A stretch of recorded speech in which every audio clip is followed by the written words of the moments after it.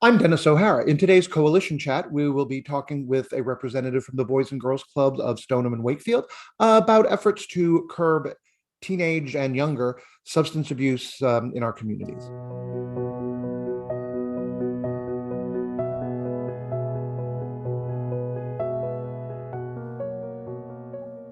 Joining me now is Evan Reppert, who is the Youth Leadership Coordinator for the Boys and Girls Clubs of Stoneham and Wakefield. Welcome.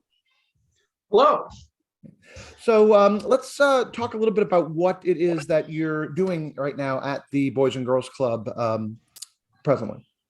Yeah, so I think the best way I could word it, the other day my boss was in and we were meeting with somebody who has been very generous to the club, and he was introducing me and he said, yeah, Evan's the guy we pay to hang out with kids. So that's really the crux of my job. I hang out with the kids. I kind of find where their energy is moving and try to provide resources, structure, and kind of foundations so that they can kind of actualize some of their goals and find some learning points and learn and grow as they kind of face different challenges that are kind of specifically geared towards their interests. So we do all kinds of things. Right now we're working on a play that some of the kids wrote.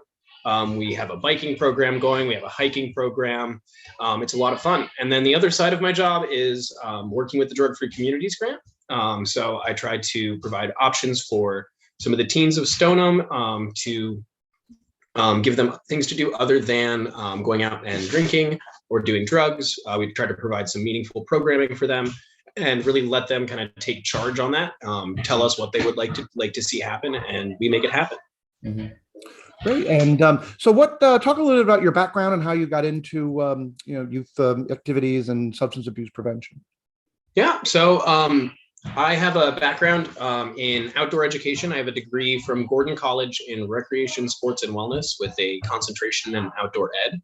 And I've worked for a number of different guide agencies as a canoe guide, a whitewater rafting guide, a hiking guide. And then for a few years, I did some work in disability services. I kind of recently just transitioned to the Boys and Girls Club in December, and I've been absolutely loving it, kind of reconnecting with some of the work that I've done at camps, doing positive youth development. Mm-hmm. And so you do work a little bit with the Stoneham Coalition. That's yes, what the group that I'm involved with. And so talk a little bit about how, what you're doing at the Boys and Girls Club kind of translates into also, what's going on at the schools.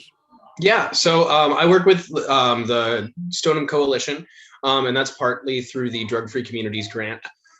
So what we're trying to do there is trying to kind of lower the rates of teen substance use and teen substance abuse, trying to provide some meaningful outlets for kids and trying to really focus on building up mental health so that they have the strength to not have to go towards these different substances. In my background, I have a number of friends who've struggled with substance abuse, and that's something that's kind of near and dear to my heart. And I would love to see these kids really embrace a bright future. So I work both with the coalition. We have some meetings and try to plan different things for the community, try to raise awareness, try to educate the community, educate parents. And I also work with the Youth Action Coalition, which is at the Stoneham High School.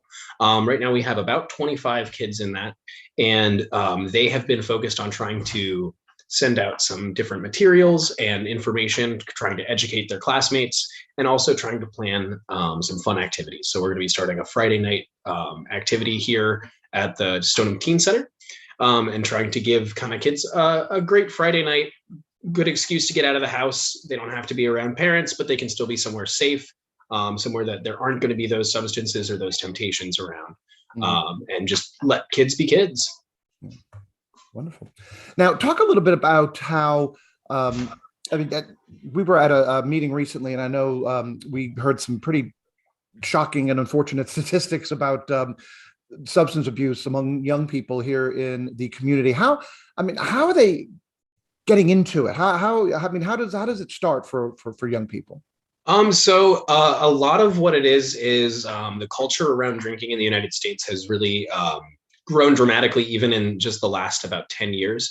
And it's been pushed much so more on the younger kids. And it's kind of seen as a cool, fun way to hang out. They often say to me, oh, well, what else am I going to do on the weekend? It seems like it's very much something that they kind of get sucked into as a part of the fun social scene. thought processes and judgments aren't necessarily there for teenagers. So it's pretty easy for them to kind of fall into that circle and just get sucked right along. From my understanding, it sounds like teens these days are getting a hold of fake IDs, and the access to alcohol because of that is pretty through the roof. Through our YRBS data, which is a survey that polls the high school kids and the middle school kids, we kind of know what the rates that they're using are, and Stoneham's drinking rate is specifically concerning. So that's been something that we've been focused on and trying to tackle. Absolutely.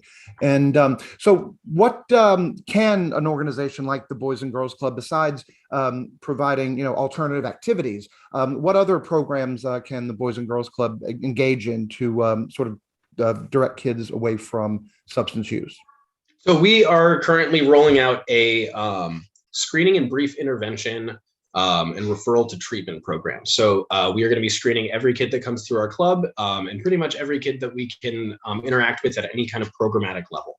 We're going to be screening them for mental health use, or mental health struggles, and also substance use. And then from there, we have a number of different ways that we can kind of refer them to a next level of treatment, whether that treatment is something professional or it's getting them plugged in with a kind of more informal mentorship program that we're running here at the Boys and Girls Club, giving them a safe, trusted adult to talk to and to be able to work through these things.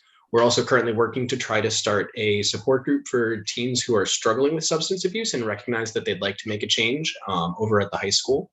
Going to try to get them plugged in with a clinician to be able to meet regularly and kind of have a safe space to talk about it with their peers and be able to have some of that peer support. Mm-hmm. Now, what do you say to a young person that says, and I'm not really interested in drinking or doing drugs, but all my friends are, and that's what they do every weekend. And so, I go along with them, but I try not to participate. But the peer pressure is getting to me. I mean, besides separating from their friend group and doing other things, what are some of the other things you tell them that they can be doing to kind of curb that temptation? Yeah, so one thing that I like to tell youth a lot is that saying no is just like a muscle. You have to practice it. So we'll run scenarios where we give kids an opportunity to say no, and we'll run realistic scenarios and let them say like, hey, no, I wouldn't like to do this. Building that kind of muscle memory and building up that strength so that when they are in the situation for real, it feels like something natural and feels like something that they've already done. Yeah. We're also trying to be able to connect people to kind of hobbies that they're going to be able to have some skill building and some skill growth in. That can be an awesome deterrent from partying. When people can see kind of the fruits of their labor and see that they're building and working towards something, that is proven to be a pretty big deterrent for youth use of substances. Now, you were talking a little bit before about the Youth Coalition at the high school and some of the activities and things they're planning. Could you go into a little more detail? I mean, some of them sound like fun, like going canoeing and things like that. Yeah, so our Youth Coalition, we actually just are kind of narrowing down a leadership team to have some events going through the summer for some of the high schoolers. They're going to meet fairly regularly and try to plan those things out, whether that be hiking trips, canoeing trips. But we are launching our first Friday night activity here in a couple weeks. I'd have to look for the date, but we're going to have a just dance party with an ice cream social. Just give the kids a good, relaxed kind of place to hang out, a good safe space to be as kind of the weather's getting nicer. Kids want to be out later, the sun's up longer.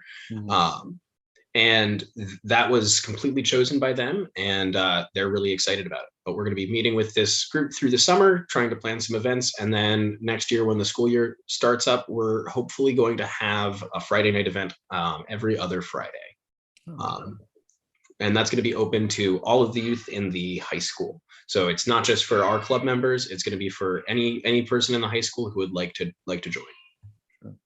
And also Stoneham teens that go to other high schools, will they be welcome to yes attend the yes this is open for the whole community. Great. Well, I appreciate you taking the time to talk with us today. Is there anything else you wanted to mention before we wrap up?